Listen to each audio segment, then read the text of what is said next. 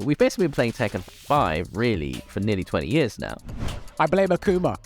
I blame Right. Akuma. That's the joke, right? Everyone is Akuma now. Oh, they would really want you to be in heat, huh? Yeah, they were going hot under the collar. Oh yeah, your first year is going to be an absolute mess. Yeah, me That's too. going to be catastrophic, Me and I'm too. down for it. I love what Tekken's created, by the way. I absolutely love what they've done. But then once that comes through, we'll see it in full force, I suppose, because Street Fighter games, they fluctuate because the games, as Rose mentioned before, the games are different each and every time, aesthetically and mechanically. Tekken has just been one consistent, like, positive sort of thing. And now, obviously, they're taking a dip because they're adding V-triggers in Tekken 8. Yeah. Well, I might actually play the seriously. game now. This is the thing. Yeah, Tekken has basically been sort of taken the refinement approach to each game, like King of Fighters. You know, like Tekken 6 was pretty similar to Tekken 5. Tekken 7 was pretty similar to Tekken 6. And, you know, we've basically been playing Tekken 5 really for nearly 20 years now. Tekken 8 is the first game where they're like, here's a meter bar. We're doing things really differently. It's all about aggression. I blame Akuma. That's the joke, right? Everyone is Akuma now. But like it's the thing. I'm excited because I'm just glad I'm not going to be playing another 10 years of Tekken 5 because I've played a lot of Tekken 5. I really like Tekken 5, but 20 years is a long time. So I'm up for something new. I like that. I don't know how it is for MK because I think it's MKX. They introduced the variation, so you got the same character, but they adjusted one or two moves out of their command list, and then they built from that. I think, is that right? Yeah, MK and Street Fighter always do something new. Yeah. Pretty much every game. They reinvent. With Yeah. MK11, they have the... Oh my god, I almost said Rage Art. They have Fatal Blow, Sorry. which is what they have this time, which is That's basically cool, more though. or less Fatal blows are cool. Yeah. Oh, also something that I watched earlier on the Heat system. So now every character, I believe, to activate Heat, and correct me if I'm wrong, it's the same input for everyone. So that kind of reminds me of MK11 because Fatal Blow for MK11, it's the same for every character. Yeah, I at least on a pad, kind of click R1, and that's what pops your Heat. And I think you get, you know, it's a bit different. It's more similar to Drive actually, Jammers, than it is to V-Trigger because you start the round with a full bar of Heat and you can pop it once. And I think that's And it lasts 10 seconds, I think. It lasts 10 seconds, but the more you attack the other person, that like if you attack someone, the bar stops depleting. So if you're constantly pressuring someone, you can constantly be in Heat, which is like if you're a Harung player, they're just like, yeah. Oh, no.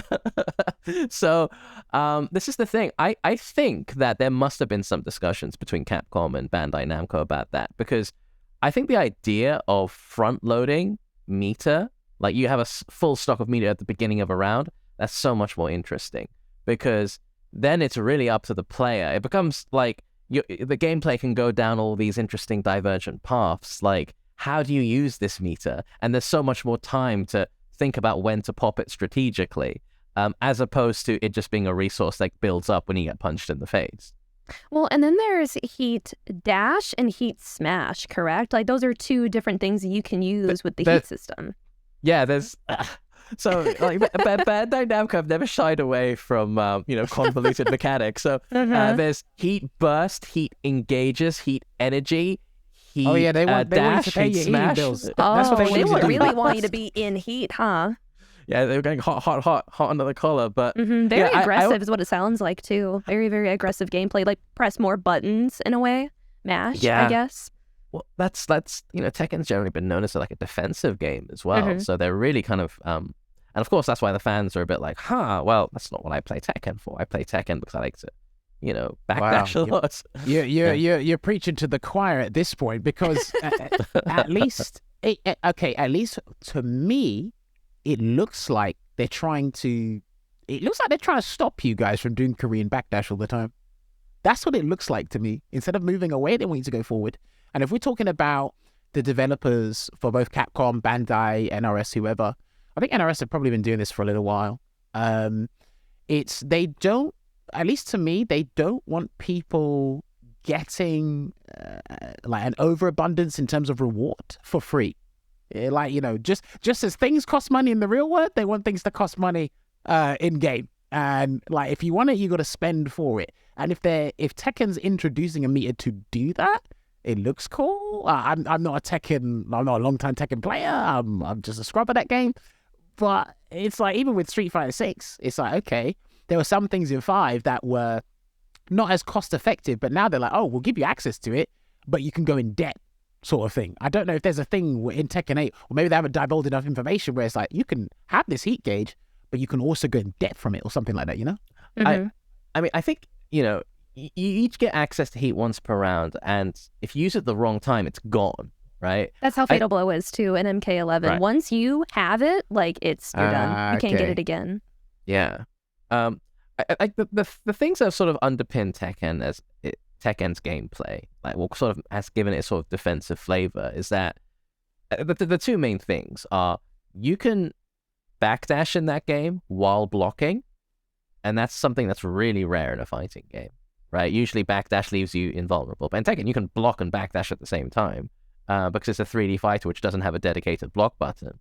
And also, there's never been any sort of penalty for blocking too much in Tekken. Like, no chip damage, right. no guard gauge. No negative penalty. Yeah, nothing. Wow. You can backdash all you like, no negative penalty. You can guard all you like, and you're fine. Now, yes, chip Not damage, like that right? anymore. You guys got chip damage now. We got chip damage. Wow. There's guard breaks now. There's So this is really goes to the core of what Tekken is. Its identity, and yeah, I respect the guts. I respect the chutzpah, you know? It takes balls to do that, you know, to really go to the core.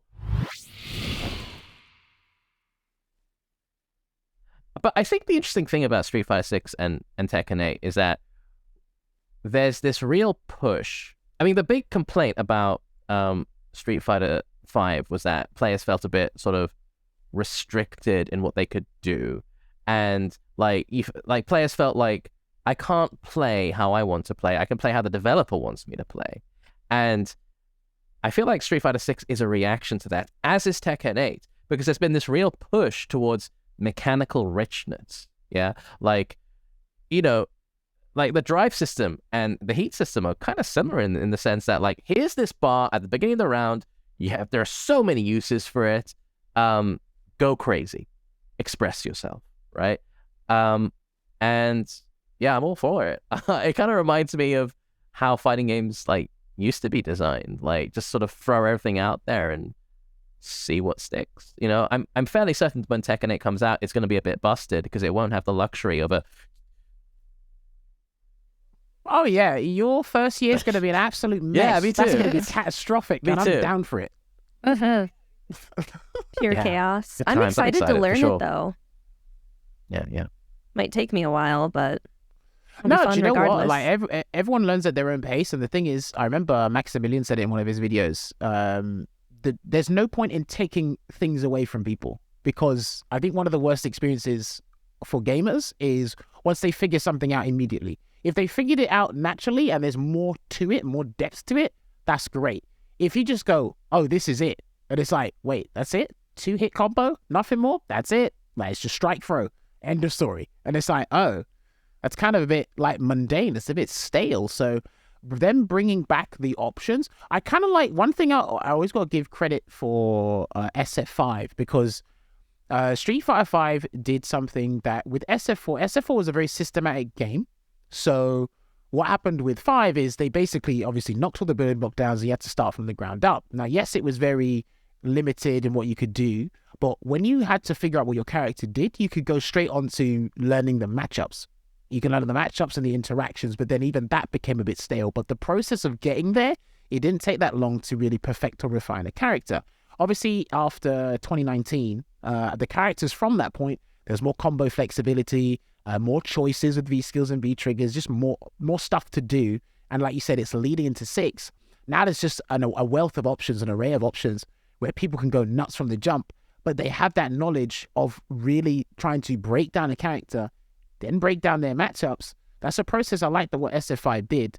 I'm not sure if either MK did that or Tekken, but it's one thing I'll always give Street Fighter credit for, because they really want you to take this thing step by step or break it down so you can see things what they really are. When I realized that the guys, the new heads of Street Fighter 5 were legit and serious, and like I was really impressed basically when they added V-Shift, a whole last new mechanic, like 5 years into its lifespan.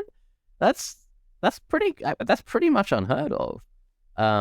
Just to be like, okay, so you guys you think, B trigger comebacks are too prevalent and pressure is too strong. Well, here's a mechanic designed expressly to not so much counter it, but at least remedy it somewhat.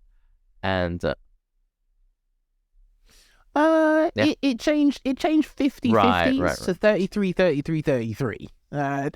That's essentially what it did if we're talking about probability.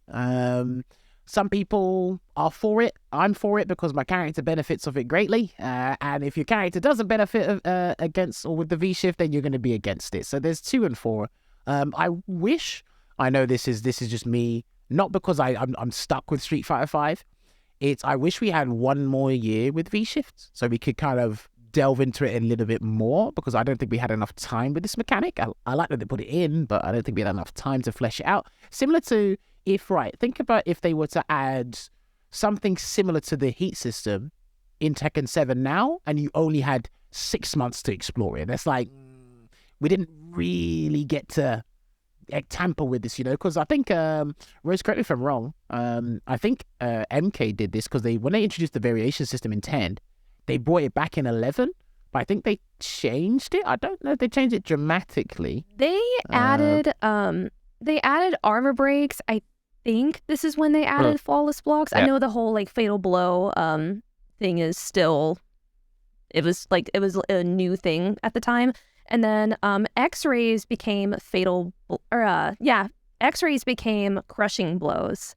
And for the crushing blows, you have to basically your character has to meet a certain criteria. Like you have to do a certain thing in order to get like a crushing blow. And you can actually, when your character gets your crushing blows and you have them loaded up, like you can use them like all at once and really like take down your opponent and quickly too. Plus a fatal blow if you want to be really trolly rather than doing like a fatality or brutality. If you have your fatal blow by the time that you beat your opponent, you can just use that and there you go, which is apparently to some people super disrespectful, but every game has their own. Every rule is kind of different for everyone. Like in Tekken, if you key charge at the end of the round, it's seen as a massive disrespect. Yeah. But yeah. Mm-hmm. Oh yeah, I've seen that. If I beat you on stream and I go to your chat and I say GG's, apparently that's awful too, I guess. Yeah, let's not go down that road. Don't worry. No, we'll stay at bay. We'll stay at a safe spot. Hey everyone, hope you enjoyed that. Now that chat was part of a much wider podcast between me, Hannah, and Jammers. It was super fun. We talked about a bunch of different things, and we'll be uploading those other parts soon. Cheers, have a great day, and catch you later.